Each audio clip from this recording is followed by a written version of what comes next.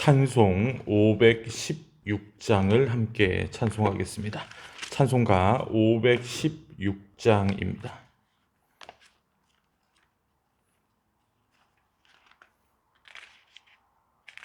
516장 찬송합니다.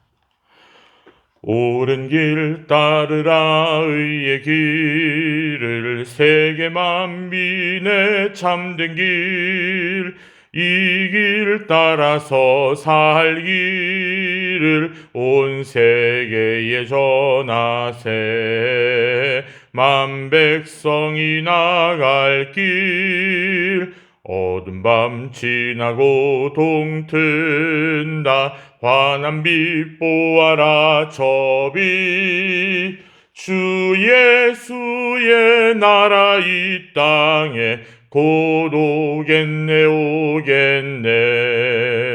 주 예수 따르라 승리의 주 세계 만민이 나갈 길과 진리요 참 생명 내 창검을 부수고 다 따르라와 평강 어두운 밤 지나고 동튼다 환한 빛 보아라 저 빛 주 예수의 나라 이 땅에 곧 오겠네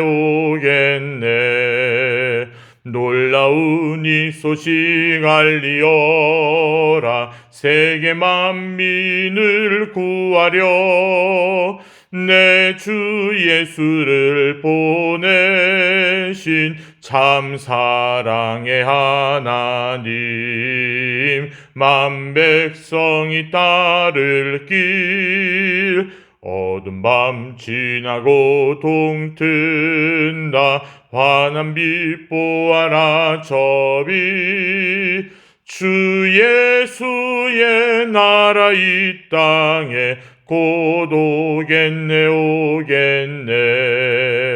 고난길 애치고 찾아온 길 많은 백성을 구한 길 모두 나와서 믿으면 온 세상이 마침내 이 진리에 살겠네 어두운 밤 지나고 동튼다 환한 빛 보아라 저 빛 주 예수의 나라 이 땅에 곧 오겠네 아멘. 오늘 함께 나눌 하나님의 말씀 고린도전서 6장 1절로부터 11절까지의 말씀을 함께 보겠습니다. 신약성경 269쪽 고린도전서 6장 1절로부터 11절까지의 말씀입니다.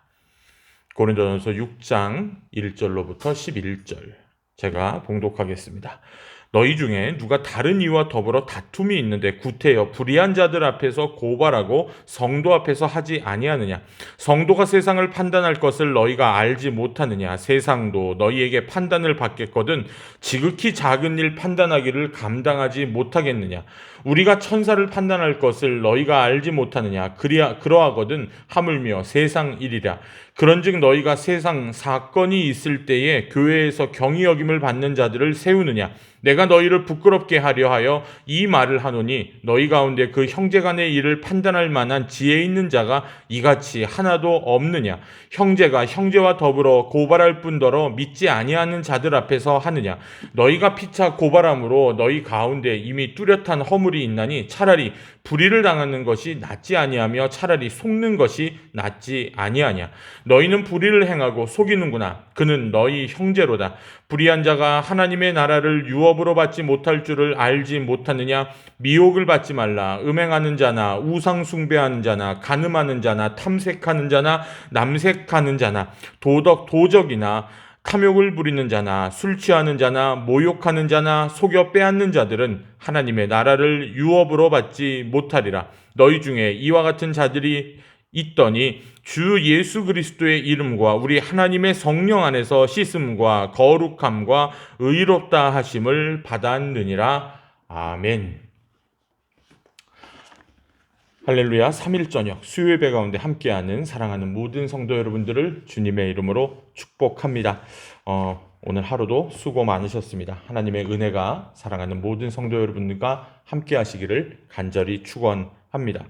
앞서 5장에서 음행의 문제, 그렇죠. 자기 아버지의 계모죠. 자신에게 따지면 그 아버지의 후처를 이렇게 데리고 사는 그런 음행의 문제를 다루었던 바울은 이제 6장에서는 교인들끼리에 벌어졌던 법정 소송 문제에 대해서 이야기를 합니다. 교회 내에 있던 몇몇 구성원들, 공동체의 사람들이 분쟁에 힘을 내서 세상 법정에 고소하는 사태가 벌어졌다는 거죠. 이 소송의 내용인즉슨 교인이 다른 교인을 불의하게 속여서, 그러니까 쉽게 얘기해서 사기친 거죠. 불의하게 속여서 빼앗기 위해 제기한 것이다. 8절에 그렇게 바울 사도는 이야기를 하고 있습니다. 이 문제에 답하면서 사도는 1절에 이렇게 얘기합니다. 너희 중에 더불어 다툼이 있는데 구태여 불의한 자들 앞에서 고발하고 성도 앞에서 왜 안 하느냐라고 이야기를 하거든요. 여기서 사도는 재판관들, 세상의 재판관들을 불의한 자들이라는 표현으로 합니다. 이 표현에는 두 가지 뜻이 담겨 있는데, 첫째로는 재판관들이 그리스도 안에서 죄 씻음을 받지 못한 사람이다라는 뜻도 있고요. 또한 그들의 부패상을 염두에 둔 까닭일 수도 있습니다. 역사 속에서 세상 어디서나 재판관들의 부정과 불의는 어느 시대나 있었죠. 반면 고린도 교인들은 2절에 보면 그들은 성도라는 거룩한 자들이라는 이름을 받은 사람들이라고 바울 사도는 이야기를 합니다. 그뿐 아니라 그들은 마지막 날에 예수 그리스도와 함께 세상과 천사들까지도 심판할 사람들이라고 2절과 3절에 바울 사도는 이야기하고 있죠. 믿음 안에서 우리가 구원받음으로써 새롭게 주어진 신분이 어떤 것인지, 그리고 마지막 날에 우리가 어떤 존재가 될지를 안다면 우리가 세상 법정에 고소해서 세상 사람들이 교회에 있는 이 공동체 사람들을 우습게 여기게 하는 이 일을 부끄럽게 생각해야 된다라고 바울 사도는 이야기를 하고 있죠. 그 이유가 여기에 나옵니다. 바울 사도는 앞서 교회의 분열 문제를 다루면서 고린도전서 4장 14절에 이런 말을 했죠. 내가 이런 말을 여러분께 쓰는 이유는 여러분들을 부끄럽게 하는 것이 아니라 부끄럽게 하려고 하는 것이 아닙니다라고 한번 이야기를 한 적이 있습니다. 그러나 오늘 5절의 말씀을 보면 내가 너희를 부끄럽게 하려 하여 이 말을 하노니라고 이야기를 합니다. 즉 나는 여러분들을 부끄럽게 하려고, 여러분이 부끄러운 줄을 아시오. 지금 바울 사도는 이렇게 얘기하고 있는 겁니다. 그만큼 이 사안이 중요하고 교회의 덕을 세우고 전도나 선교를 위해서 이 일이 얼마나 무익한 일이고 좋지 않은 일인지에 대해서 바울 사도는 이야기하고 있다라는 사실입니다. 그러면서 사도는 두 가지의 질문을 고린도 교인들에게 던집니다. 첫째, 교회 내에 그런 일을 처리해 줄 수 있는 원로가 없는지, 이것은 제가 지난 금요일 때 여러분과 함께 설교하면서 나눈 문제였죠. 교회 안에서 이런 일을 처리할 원로나 신앙적인 선배가 없는지에 대해서 묻습니다. 그리고 두 번째, 교회 내에서 중재할 사람이 없다면 차라리 여러분이 믿음을 가진 사람이라면 내가 불의와 손해를 당할 용의는 없는지 물어봅니다. 즉 여러분 그리스도인 맞습니까? 라고 바울이 이야기를 하는 거죠. 그렇게 중재할 사람이 없다면 차라리 내가 예수 믿는 사람으로서 불의와 손해를 감당할 만한 그런 용의는 없는지라고 묻습니다.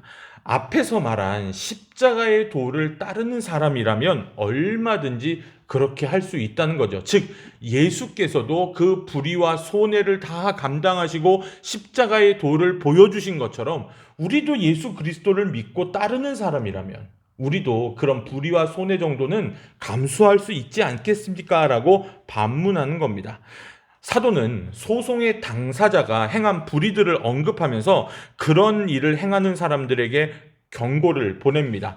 9절의 말씀에 이렇게 나오죠. 불의한 자가 하나님의 나라를 유업으로 받지 못할 줄을 알지 못하느냐. 여기서 하나님 나라를 상속받지 못한다라는 말은 여러분 단지 우리가 천국에만 못 간다라는 이런 의미가 아니라 이 땅에 살면서도 하나님의 나라를 누리지 못한다라는 뜻, 즉 여러분의 믿음이 헛거라는 것을 의미하는 겁니다. 그리고 마지막 날에 하나님의 나라에 들어갈 수도 없다라고 이야기를 하죠. 그리고 나서 그 뒤에 사도는 당시에 큰 문제로 여기고 있었던 10가지의 불의에 대해 열거합니다. 그 10가지의 불의는 이렇습니다. 음행과 우상숭배와 간음과 탐색, 즉 색을 밝히는 것, 그리고 동성애, 남색하는 것, 도적질, 탐욕, 술 취함, 모욕하는 것, 그리고 속여 빼앗는 것, 사기치는 것.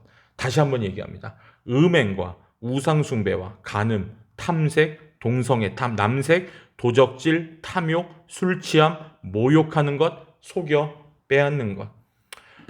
이 말의 의미는 뭐냐? 고린도 교회 교인들 가운데 이런 죄를 짓는 사람들이 그 안에 있었다라는 뜻입니다. 그들은 예수 그리스도의 이름으로 세례를 받고 성령의 거룩하심으로 하나님 앞에 의롭게 되었음을 늘 기억하고 살아야 되는데 그렇게 살지 못하고 있음을 지금 바울은 그들을 꼬집어서 이야기하고 있는 거죠. 여러분, 이 말은 세례받지 않은 사람, 세례받은 사람, 세례받지 않은 사람이 아니라요. 제가 틀렸습니다. 세례받은 사람들은 죄를 전혀 짓지 않는다라는 뜻은 절대로 아닙니다. 여전히 우리가 세상을 살아가면서 죄의 유혹에 넘어질 수 있지만 그 죄를 즐기고 이중적인 생활을 하는 것이 아니라 내가 혹시 죄를 짓더라도 곧 회개하고 하나님께 돌아오는 것, 즉 그 죄 안에 머물러 살아가지 않는다는 것을 의미합니다. 죄된 생활 방식 안에서 머물러 살아가는 사람은 하나님의 나라와 상관이 없다라고 이야기를 하죠. 11절입니다. 너희 중에 이와 같은 자들이 있더니, 그렇죠. 고린도 교회들 안에서 여러분 아까 얘기한 그 10가지의 그 불의들, 너희 중에 이 같은 자들이 있더니 주 예수 그리스도의 이름과 우리 하나님의 성령 안에서 씻음과 거룩함과 의롭다 하심을 받았냐? 지금 이렇게 반문하면서 오늘 읽었던 부분을 마무리합니다. 사랑하는 성도 여러분, 인간이라는 존재가 살면서 우리가 답해야 되는, 그리고 우리가 풀어야 되는 근원적인 질문 중에 하나는 나는 누구인가? 라는 질문입니다. 영어로는 Who am I? 라고 하죠. 제가 좋아하는 뮤지컬 중에 빅토르 위고의 원작인, 그리고 그 마이클 쇼버그가 쓴 유명한 레미제라블이라는 저기 뮤지컬이 있습니다. 여러분 잘 아시죠? 소설로도 읽어보셨죠? 장발장이라는 주인공이 나오는데 그 장발장이 부른 유명한 곡 중에 Who am I? 나는 누구인가? 라는, 그러니까 누가 자신 대신에 누명을 탈옥을 썼다는, 그러니까 저 사람이 장발장이다라는 누명을 써가지고 그 사람이 법정에서 이제 재판을 받게 된 것을 알게 된 이제 의로운 사람이 된 이 장발장이 지금은 자기가 신분을 속이고 한 시의 시장으로서 완전히 환골탈태했는데 그게 속이고 사는 인생이었죠. 그때 나는 누구인가? Who am I? Who am I? 이러면서 막 노래하는 게 있거든요. 근데 그 마지막 대사가 뭔지 아십니까? 나는 장발장이다. 그리고 나서 얘기하는 게 자기가 죄수 번호, 자기가 감옥에 있을 때 죄수 번호가 24601이었어요. 24601. 마지막에 자기가 딱 얘기합니다. 나는 24601이다. 즉, 내가 죄인이다. 라고 이야기하면서 그 법정에 나가서, 자기의 모든 것을, 자기가 시장직, 자기가 속여서, 이루었던 모든 것을 내려놓고 내가 죄인입니다. 라고 법정에 출두하는 것. 그 참 유명한 장면이거든요. 그렇습니다. 여러분, 나는 누구입니까? 인간이 나는 누구이며 어디에서 와서 어디로 가는가라는 질문은 우리 인간이 해결해야 되는, 그리고 해결되지 못하는 질문 중에 하나입니다. 이 질문에 아주 정확한 답을 제시하는 것이 딱 하나 있습니다. 바로 성경입니다. 우리를 지으신 창조자 앞에 서야만 우리가 누구인지, 우리의 실존과 실제를 알 수 있다라는 거죠. 즉, 우리가 겉모습으로는 참 번드르르하고, 그렇죠. 내가 죄인인 것을 숨기고 시장까지도 오른 사람이었으나, 그러나 내 본질 안에는 24601 죄인의 모습으로 살고 있다라는 것을 우리는 기억하고 있어야 된다는 사실입니다. 우리는 창조주 하나님이 지으신 작품이었습니다. 또한 하나님의 아들 그리스도께서 값진 피를 흘리셔서 우리를 구속해 주셨습니다. 그로 인해 우리는 그리스도의 몸, 즉 교회의 지체가 되었다라는 사실이죠. 그리고 주님께서 또 다른 보혜사 성령을 우리 안에 보내주셔서 성령께서 거주하심으로 우리는 그분의 인도하심에 따라 살아갈 수 있게 되었다라는 사실입니다. 이렇게 하여 우리의 존재는 삼위일체의 하나님, 즉 우리가 그것을 좀 전문적인 용어로 삼위일체 하나님의 삼중 구원, 구원을 삼중으로 받아 이게 아니라요. 성부 하나님의 창조의 구원, 그리고 성자 예수님의 그 보혈의 구원, 그리고 성령 하나님의 임재의 구원, 함께하심, 임마누엘의 구원을 입은 존재가 되었다라는 사실입니다. 우리 자신으로만 본다면 우리는 우주 먼지와 같은 사람들입니다. 참 덧없는 존재들이죠. 하지만 우리는 삼위의 하나님의 절대적인 가치를 지닌 존재가 되었다라는 사실입니다. 장차 예수께서 다시 오실 때 우리는 그분과 함께 왕노릇할 사람들이라는 사실이죠. 이렇듯 하나님께서 하신 일, 그리고 하시는 일, 그리고 하실 일, 즉 하나님의 과거, 하나님께서 하신 일들, 우리를 통해 하신 일들, 그리고 지금 하시는 현재의 일들, 그리고 앞으로 미래에 하실 일들에 비추어 볼 때에만 우리가 어떤 존재인지 제대로 알 수 있다라는 사실입니다. 바로 이것이 여러분 그리스도인의 정체성입니다. 그렇기에 우리에게 중요한 것은 우리는 이 땅에서 함부로 살아가서는 안 됩니다. 우리에게 입혀진 그 영원하고 거룩한 품격에 걸맞게 행동하고 생각하도록 우리는 힘쓰고 애쓰고 살아가야 된다는 사실이죠.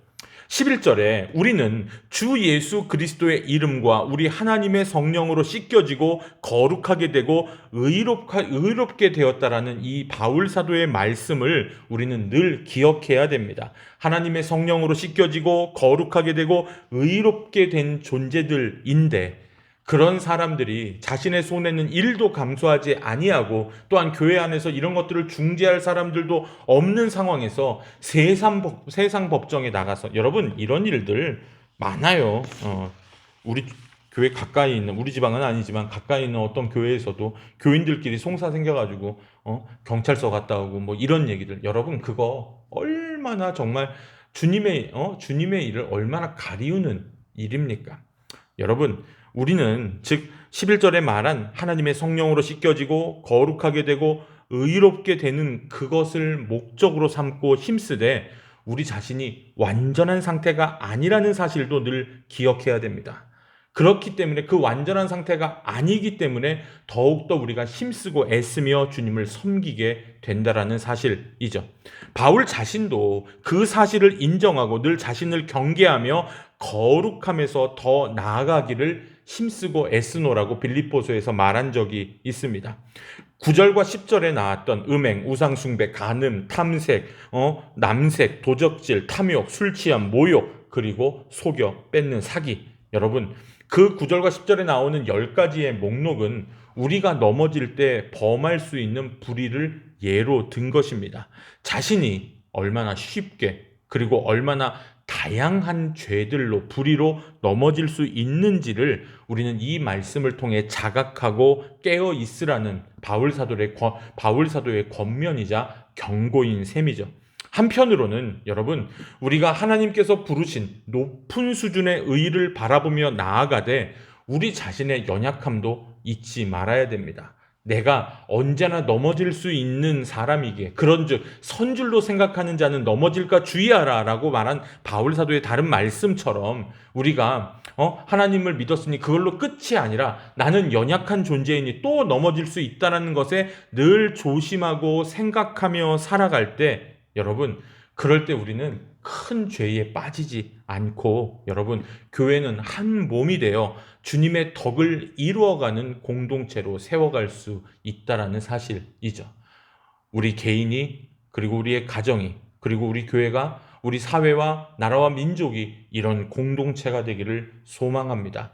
우리가 연약함을 잊지 아니하고 주님의 그 도우심으로 말미암아 날마다 세상을 이기고 살아가는 복된 성도 여러분 되시기를 주님의 이름으로 간절히 축원합니다. 기도하겠습니다.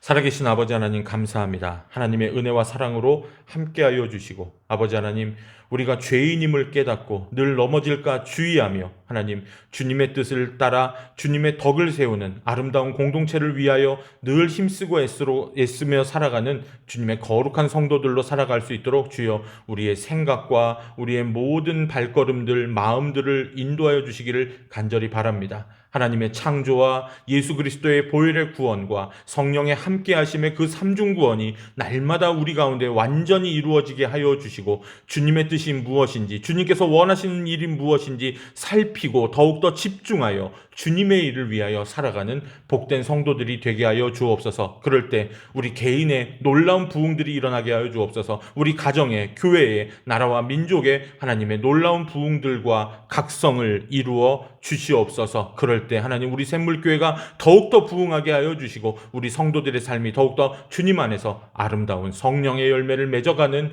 거룩한 하나님 성도와 교회가, 나라와 민족이 되게 하여 주시옵소서. 주 예수 그리스도의 은혜와 하나님 아버지의 크신 사랑하심과 성령님의 인도하심이 이제 예배를 드리고 돌아가는 사랑하는 모든 성도들과 모든 믿는 이들 위해 함께 하시기를 간절히 축원하옵나이다. 아멘. 예배를 마칩니다. 남은 저녁도, 남은 한 주간도 주님 앞에서, 주님 안에서 더욱더 복되시기를 간절히 축원합니다. 감사합니다.